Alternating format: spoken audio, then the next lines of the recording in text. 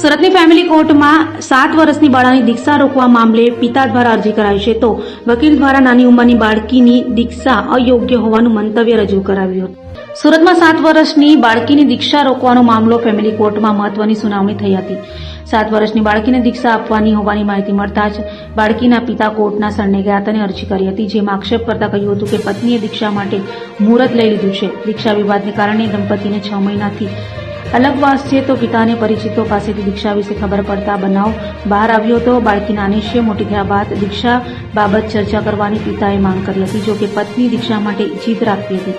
ઝઘડા બાદ પિયર ચાલ્યા જવાની ફરિયાદ કરી હતી। મહારાષ્ટ્રમાં પહેલીવાર 59 મોક્ષોની પાઘડી બાંધણીની તૈયારી થઈ રહી છે અને મુંબઈમાં 8 ફેબ્રુઆરીએ દીક્ષા મહોત્સવ યોજવાનું છે, ત્યારે પિતાનો દાવો છે કે મારી સંમતિ વગર દીકરીની દીક્ષા નક્કી કરવામાં આવી છે અને કોર્ટ સમક્ષ દીક્ષા રોકવાની વિનંતી કરી હતી। તો નાની ઉંમરની બાળકીની દીક્ષા અયોગ્ય હોવાનું વકીલે મંતવ્ય આપ્યું હતું, ત્યારે દીક્ષા પર મનાઈ મુકાય તે માટે કોર્ટમાં જોરદાર દલીલ થઈ હતી।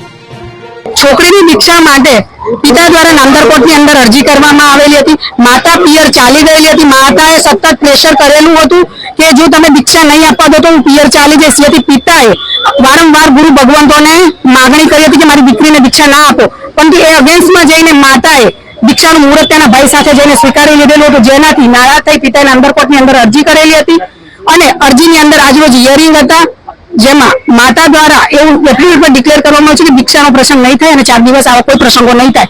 બાકીનું હિયરિંગ 2 તારીખે નામદાર કોર્ટ કરશે।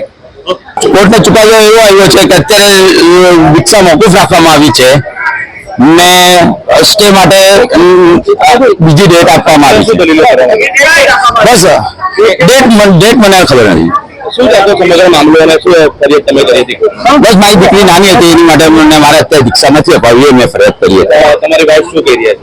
મારી વાઈફને અત્યારે દીક્ષા અપાવી હતી, એને એની માટે અમને ફોર્સ બહુ જબરજસ્ત ફોર્સ કરેલો હતો ને મારી તો ના જ હતી, તો તે છતાં એના ઘરે બેસી રહી હતી। મારો પરિવાર સાથે આવી જાય મારા ઘરે, એ અમે ફેમિલી સોલ્યુશન લેવા માટે અમે ત્યાં સાહેબ પાસે ગયેલા, એને મારી વાઈફને મારા ઘરે આવવું છે કે નથી આવી, શું કરવું છે એને, એની માટે અમે ગયેલા, પણ ત્યાં તો બધું અલગ જ પિક્ચર હતું અને એને એમને એમ કીધું કે તમે દીકરીની દીક્ષા અત્યારે હમણાં જ આપો તો જ હું તમે હા પાડો તો જ હું તમારા ઘરે આવીશ, પછી હું જિંદગીમાં તમારા ઘરે હું ને મારો દીકરો તમારા ઘરે આવશું નહીં, એવું અમને કહેવામાં આવેલું ને એ લોકોની તો બધી પૂરેપૂરી તૈયારી હતી ને અમને એમ પણ કહેવામાં આવેલું કે સાહેબ શું નિર્ણય લે અમને પણ ખબર નથી, પણ ત્યાં એ લોકોને બધું પહેલેથી તૈયારી હતી, મારી દીકરીને પણ ઉપર તૈયાર કરીને જ રાખેલી હતી, એટલે અમારી માટે આ બધું અચાનક જ થયું છે। અને પૂજ્ય આચાર્ય ભગવાનને જણાવ્યા વગર જ કોર્ટનો સહારો મારા શ્રાવક સમીરભાઈએ દીક્ષા અટકાવવા ફેમિલી કોર્ટનો આશરો લીધો। અચાનક એમને કોર્ટનો સહારો લીધો છે, અમને જાણ્યા પૂછ્યા વગર। હકીકતમાં આ બાબતમાં કોર્ટમાં જવાની કોઈ જરૂર જ ન હતી। પૂજ્ય આચાર્ય ભગવાન પાસે જઈને પોતાની નિર્દેશાત્મક ભાવના રજૂ કરવાની હતી કે આવું ન કરતા એમને કોર્ટનો આશરો લીધો, જે દુઃખદ બીના બની છે।